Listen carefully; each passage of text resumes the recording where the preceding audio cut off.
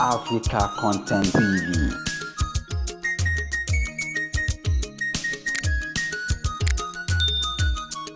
Ajike, ìtẹ̀sí òkè ọmọ olùkọ́jì à ìjàdúgbò ará ìkápọ̀ àwọn ọmọ àjàrà òdìdí.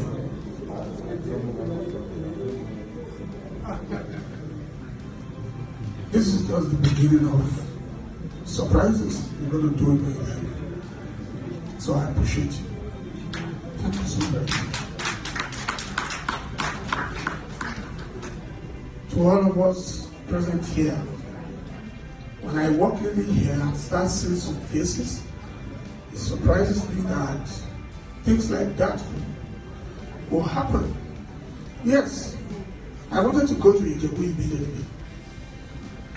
People don't know the reason why I kept reverting back to Ijebu, because I still have my mother,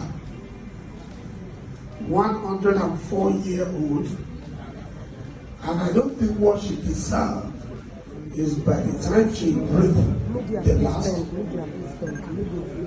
I will be there. I do not want her for a moment of